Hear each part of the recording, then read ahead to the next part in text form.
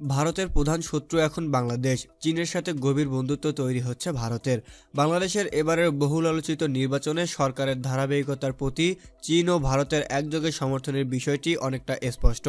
দুই দেশই প্রতিযোগিতা করে এই বিজয়ের জন্য প্রধানমন্ত্রী শেখ হাসিনাকে অভিনন্দন জানিয়েছেন। নতুন সরকার গঠনের পর দুই দেশের সাথে সবচেয়ে ভালো সম্পর্ক বজায় থাকবে, সেটি প্রত্যাশিত হওয়ার কথা। কিন্তু সরকার গঠনের পরপরই নতুন সময়ে কোন দেশের প্রভাব কতটা তা নিয়ে বিতর্ক উঠতে শুরু করেছে। চীনে সরকারের মতামতের বাইরে ভিন্ন মত গণমাধ্যমে কমই প্রতিফলিত হয়। সাউথ চায়না মর্নিং পোস্টের মতো দু একটা পত্রিকা রয়েছে যেখানে অপ্রত্যক্ষ চীনা স্বার্থের ক্ষেত্রে কিছুটা নিরপেক্ষ মত বা বিশ্লেষণ পাওয়া যায়। অন্যদিকে ভারতে মুক্ত গণতন্ত্র চর্চার কারণে সংবাদপত্রের স্বাধীনতাও অনেক বেশি। সরকারের নীতির সমালোচনা সেখানে একটি সাধারণ বিষয়। বাংলাদেশের সাথে সম্পর্ক এবং এবারের নির্বাচনে দেশটির ভূমিকা নিয়েও নির্বাচনোত্তর অনেক সমালোচনা আলোচনা হয়েছে। দেশটির থিঙ্ক ট্যাঙ্কগুলো এ নিয়ে বিষয় বিশ্লেষণে তাদের উদ্বেগ উৎকণ্ঠা প্রকাশ করছে। অর্থনৈতিক প্রবৃদ্ধি ও আন্তর্জাতিক সক্ষমতার অনুক্রমের মধ্যে গত কয়েক দশকে বাংলাদেশের উল্লেখযোগ্য রূপান্তর ঘটেছে। একই সময়ে প্রতিবেশী দেশগুলোর মধ্যে ক্ষমতার লড়াইয়ের এক দারুণ ক্ষেত্র হয়ে উঠেছে এই অঞ্চলে। ভারত ও চীন উভয় শক্তির প্রান্তিক দেশ। বাংলাদেশ আর বঙ্গোপসাগরের মাধ্যমে ভারত মহাসাগরে প্রবেশাধিকার রয়েছে দেশটির। বাংলাদেশের এই অনন্য ভৌগোলিক অবস্থানের কারণে ভারত ও চীন উভয় দেশ এই ভূখণ্ডের সাথে ভালো তথা নিয়ন্ত্রক সম্পর্কের জন্য প্রতিযোগিতা করছে। চীন ও ভারতের শক্তিশালী অর্থনৈতিক প্রবৃদ্ধি বিশ্বব্যাপী ভারসাম্য ও আন্তর্জাতিক ব্যবস্থার ওপরও প্রভাব ফেলছে। উভয় দেশের নিকটবর্তী দেশগুলো তাদের মধ্যে ভূকৌশলগত প্রতিযোগিতার সম্ভাব্য স্থান হয়ে উঠেছে। গতিশীল অর্থনীতির সৃষ্টির সাথে সাথে ভারত ও চীন উভয়ই তাদের প্রভাব বিস্তারের চেষ্টা করছে আঞ্চলিক ও বিশ্ব পরিস্থিতিতে। 30 ডিসেম্বরের নির্বাচনে ভারতের ওপর এককভাবে নির্ভর করে নির্বাচন জয়ের আয়োজন করতে পারেননি শেখ হাসিনা। তাকে ভারত রাশিয়ায় পাশাপাশি চীনের দ্বারস্থ হতে হয়েছে। নিরাপত্তা পরিষদে যে কোনো বিপত্তি ঠেকাতে রাশিয়ার পাশাপাশি চীনের সমর্থন ঢাকার অবস্থানকে অনেক জোরালো করতে পারে, তাতে সন্দেহ নেই। একই সাথে নির্বাচনের জন্য বিপুল তহবিলেরও প্রয়োজন পড়েছে সরকারি দলের। তহবিল সংগ্রহের জন্য চীনা প্রকল্পের ব্যাপারে সমঝোতা সবচেয়ে বড় সুযোগ এনে দেয়। স্থানীয় এজেন্টের জন্য 10 থেকে 15% কমিশন থাকে চীনা প্রকল্পে। এর সুবিধা ভোগী করা যায় রাষ্ট্রের ক্ষমতাশালীদের। এই অবকাশ ভারতীয় প্রকল্প বা সরবরাহে কম। ফলে নির্বাচনী বৈতরণী পার হওয়া এবং এরপর আন্তর্জাতিক বৈধতার জন্য লবিং বাবদ বিপুল অর্থের যোগান দেওয়ার জন্য চীনা সহযোগিতার বিকল্প নেই। এই সহযোগিতা বেইজিং থেকে বিপুলভাবে পাওয়া গেছে বলে জানা গেছে। বাংলাদেশের $24 বিলিয়ন চীনা সহায়তা পুষ্ট প্রকল্প বাস্তবায়নাধীন রয়েছে। এর মধ্যে $12 বিলিয়ন মতো ইতিমধ্যে ছাড় করা হয়েছে। আরও $12 বিলিয়ন বিনিয়োগ প্রস্তাব বিবেচনায় রয়েছে। এই বিনিয়োগের বিপুল অংশই হলো অবকাঠামো খাতে। চীনা পররাষ্ট্র নীতিতে কৌশলগত বিষয়ের গুরুত্ব অবশ্যই রয়েছে, কিন্তু বেইজিং অর্থনীতি, বাণিজ্য ও বিনিয়োগ সুবিধা দানের মধ্যে দিয়ে কৌশলগত লক্ষ্য পূরণের ওপর বেশি গুরুত্ব দেয়। এর ফলে বাংলাদেশে কোন দল তার কৌশলগত মিত্র তার চেয়ে বেশি বেইজিংকে বিবেচনায় আনতে হয়েছে। কোন সরকার তাকে অধিক ডেলিভারি দিতে পারবে সেটি। সাধারণভাবে সরকারে যারা থাকেন তারা ডেলিভারি দেওয়ার ক্ষেত্রে থাকেন বাড়তি সুবিধায়। আর সে সরকার যদি সিদ্ধান্ত গ্রহণের ক্ষেত্রে ধীরগতির পরিবর্তে বেপরোয়া ধরনের গতিময়তার হয় তাহলে এই সুবিধা আরও বেশি। এই বিবেচনায় বেইজিং কৌশলগত রাজনৈতিক মিত্রের চেয়েও সুবিধাজনক মিত্রের প্রতি গুরুত্ব দিয়েছে বেশি। আর এক্ষেত্রে ভারতের প্রভাবের চেয়ে আমেরিকান প্রভাবকে বেশি বিপজ্জনক বিবেচনা করছে বেইজিং। এই সুবিধা নিতে পেরেছে সরকারি দল। চীনের সবচেয়ে বড় অগ্রাধিকারের প্রকল্প হলো বেল্ট অ্যান্ড রোড প্রকল্প।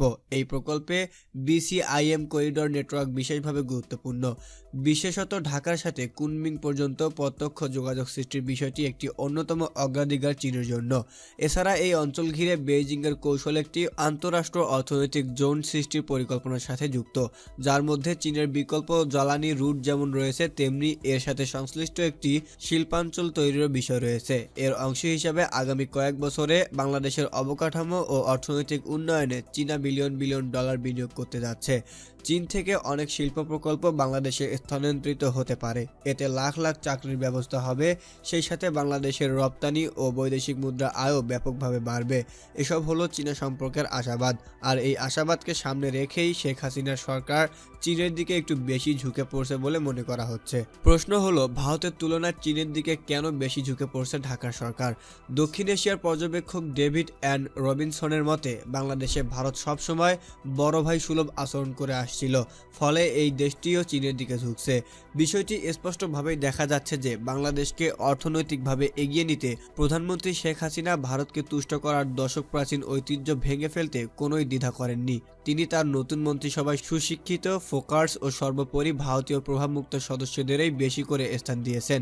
1971 সালে স্বাধীনতা যুদ্ধে সহায়তা দেওয়ার জের ধরে ঐতিহাসিকভাবে বাংলাদেশের ওপর ভারতের জোরালো প্রভাব রয়েছে এবং দেশটি আওয়ামী লীগের সাথে বিশেষভাবে ঘনিষ্ঠ।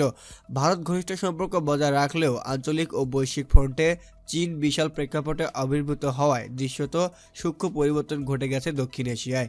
আঞ্চলিক রাজনীতির খেলায় শেখ হাসিনা চীনের দিকে অধিক ঝুঁকেছেন। তার নতুন মন্ত্রিসভায় ওই পদক্ষেপেরই সূক্ষ্ম প্রতিফলন ঘটে থাকতে পারে। কুয়ালালামপুর ভিত্তিক সাউথ এশিয়ান মনিটরের এক বিশ্লেষণে বলা হয়েছে, নিশ্চিতভাবেই মনে হচ্ছে ভারতের সাথে নারীর সম্পর্কটি কেটে যাচ্ছে বা কাটা পড়ার পর্যায়ে রয়েছে। আর এটিও বেশ নিশ্চিত বলে মনে হচ্ছে যে ভারতকে তার মুষ্টি শিথিল করতে হচ্ছে। তোফায়েল আহমেদ, আমির হোসেন আমুর মতো আওয়ামী লীগের বর্ষিয়ান এবং হাসানুল হক ইনু ও রাশেদ খান মেননের মতো সিনিয়র নেতারা ভারতীয় এস্টাবলিশমেন্টের প্রশাসনিক বা নিরাপত্তা কাঠামোর সাথে আলাদা সম্পর্ক বজায় রেখে চলেছিলেন। তারা সবাই অপাঙ্গিকতেও হয়ে গেছে। তোফায়েল ও আমুর মতো নেতারা দৃশ্যপট থেকে বিদায় নেয়ায় যোগাযোগ লাইনটি কার্যত বিচ্ছিন্ন হয়ে গেছে। যোগাযোগের একমাত্র যে লাইনটি রয়ে গেছে তা একেবারেই সরাসরি এবং তা হলো হাসিনার সাথে। মনে হচ্ছে তিনি এমনটি চেয়েছেন। বিশ্লেষণে আরও বলা হয়েছে, ভারত এখন দূরে থাকায় নিশ্চিতভাবেই যে প্রতিবেশী সুবিধা পাবে সে হলো শক্তিশালী চীন। বাংলাদেশে বিপুল বিনিয়োগ করায় ভারতীয় প্রভাবের শক্তি কেন্দ্রগুলো বিচ্ছিন্ন রাখতে চীন কার্যকরভাবে তার ক্ষমতা প্রয়োগ করেছে। এই পদক্ষেপের মাধ্যমে চীন সফলভাবে পশ্চিমাঞ্চলীয় প্রতিবেশী থেকে বাংলাদেশকে সরিয়ে এনেছে। সাধারণভাবে যতটুকু মনে করা হয়ে থাকে চীনা সংশ্লিষ্টতা তার চেয়ে অনেক বেশি। এমন একটি ধারণা রয়েছে যে বাংলাদেশে চীন কেবল ব্যবসায়িক সুযোগ গ্রহণের ব্যাপারে আগ্রহী। বিশাল পদ্মা সেতু সহ বাংলাদেশের বিভিন্ন প্রকল্পে বিলিয়ন বিলিয়ন ডলার বিনিয়োগ করায় ব্যবসা নিশ্চিতভাবেই গুরুত্বপূর্ণ। তবে চীনের কৌশলগত অনুপ্রবেশকে এড়িয়ে যাওয়ার একটি প্রবণতা রয়েছে।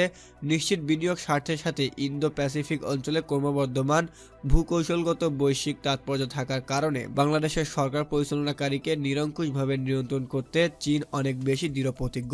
সে এখানে গুরুত্বপূর্ণ অবস্থানে নয়াদিল্লির সাথে ঘনিষ্ঠ কাউকেই দেখতে চায় না। এ কারণে দিল্লির আন্তঃপ্রাণদের বাদ দিয়ে মন্ত্রিসভা গঠন করা হয়েছে। এই বিশ্লেষণের সবচেয়ে তাৎপর্যপূর্ণ অংশে বলা হয়েছে, চীনা কৌশলের অংশে জয়ের বিষয়টিও বেশ ভালোভাবে থাকতে পারে। ভারতের সাথে হাসিনা জোরালো সম্পর্ক অব্যাহত রাখলেও বেইজিং চেষ্টা করে যাচ্ছে জয়কে জয় করার। মনে হচ্ছে রাজনীতির হৈহুল্লোড়ের মধ্যে প্রবেশ করার পর থেকেই জয়ও চীনের দিকে ঝুঁকে পড়েছেন। ফলে ভারতপন্থী নেতারা বাদ পড়েছেন, তাদের স্থানে চীনপন্থীরা সুযোগ পেয়েছেন। এতে করে যথাযথ ধারায় জয়ের উত্তরাধিকার হওয়ার পথটি সুগম হতে পারে।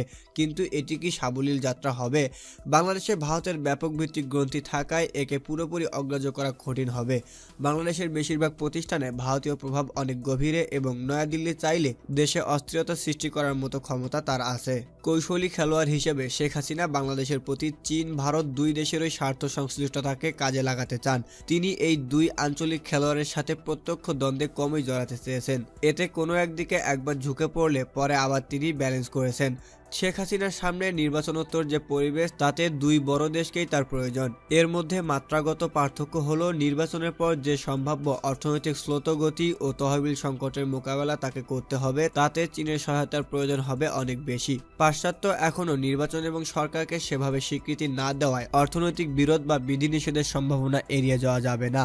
New York Times, Washington post বা CNN-এ প্রকাশিত প্রতিবেদনে এ ধরনের ইঙ্গিতই পাওয়া যায়। এই অবস্থার মোকাবেলার জন্য ভারত তার আন্তর্জাতিক নেটওয়ার্ক দিয়ে সহায়তা করতে পারবে, কিন্তু আর্থিক সহায়তার ব্যাপারে দিল্লির করার খুব বেশি কিছু নাই। নতুন সরকার গঠনের পর চীন ও ভারত উভয়ে তার তাৎক্ষণিক এজেন্ডাগুলো পূরণে পদক্ষেপ চাইতে পারে। প্রাপ্ত তথ্য অনুসারে নির্বাচনের আগে নিকট প্রতিবেশী দেশকে যেসব আশ্বাস দেওয়া হয়েছে তার মধ্যে অন্যতম হলো প্রতিরক্ষা চুক্তি স্বাক্ষর।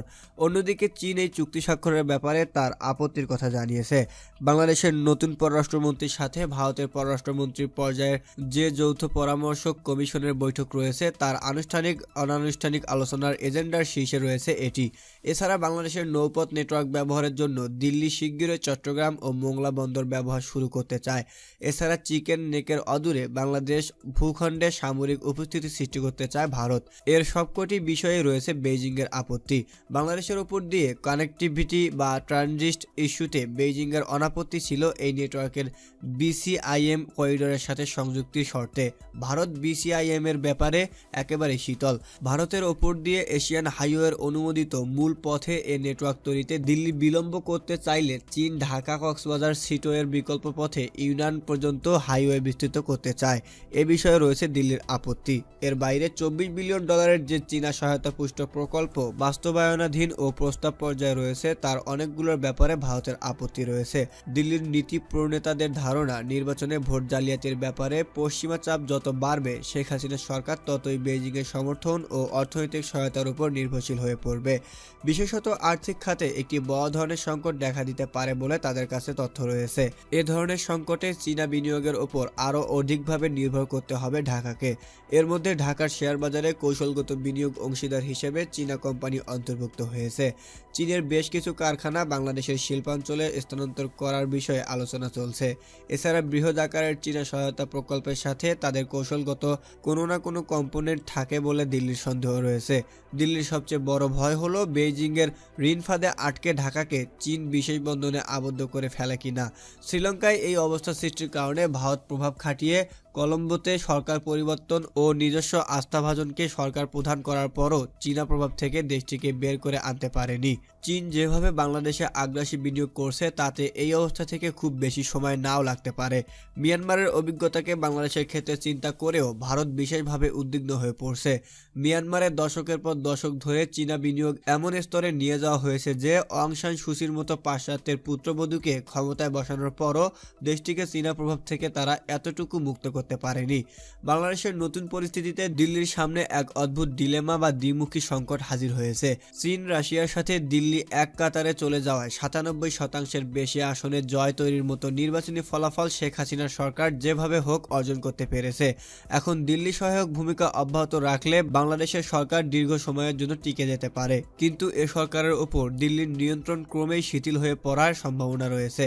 অন্যদিকে আরেকটি মুক্ত, অবাধ ও কার্যকর অংশগ্রহণমূলক নির্বাচন দেওয়ার জন্য যে এজেন্ডা পাশ্চাত্যের সামনে নিয়ে এসেছে তা কার্যকর হলে চীনের ক্রমবর্ধমান প্রভাবের দৃশ্যপট এখানে থাকবে না। তবে এক্ষেত্রে পাশ্চাত্য তথা আমেরিকান প্রভাব বাড়বে। আর পাশ্চাত্যের লাইনে ভারত অবস্থান নিলে বাংলাদেশের সরকার পরিবর্তন দ্রুততম সময়ে অনিবার্য হয়ে উঠতে পারে। ভারতীয় এস্টাবলিশমেন্টের জন্য 10,000-এর ধারাবাহিকতা থেকে বেরিয়ে ভিন্নমুখী হওয়া একেবারেই সহজ কোনো সিদ্ধান্ত নয়। আবার একনায়কতন্ত্র প্রতিষ্ঠার আয়োজনে সর্বাত্মক পৃষ্ঠপোষক হওয়ার ভূমিকা ভারতের জন্য পররাষ্ট্র সম্পর্ককে কম বেশি বেদনাদায়কও বটে। এমনকি এর প্রভাব ভারতের আগামী মে মাসের নির্বাচনে পড়ার সম্ভাবনাও উড়িয়ে দেওয়া যায় না। প্রশ্ন হলো এখন কি হবে। ইন্টারন্যাশনাল ক্রাইসিস গ্রুপের এক বিশ্লেষণে বলা হয়েছে, ঢাকার সবচেয়ে গুরুত্বপূর্ণ দুই এশিয়ান অংশীদার ভারত ও চীন আওয়ামী লীগের অতিরঞ্চিত ম্যান্ডেটকে মেনে নিয়েছে। বিএনপিকে বিশ্বাস করে না ভারত। রাজনৈতিক সংঘাত নিজের সীমান্তে ছড়িয়ে পড়ার আগে পর্যন্ত মোদী সরকার চীনের সাথে বাংলাদেশের সম্পর্ক নিয়ে ঘাটাঘাটি করতে চাইবে না। আর গণতান্ত্রিক বিষয়াদি তেমন পরোয়া করে না বেইজিং। ফলে বিষয়টি রয়ে গেল কেবল পাশ্চাত্যের হাতে।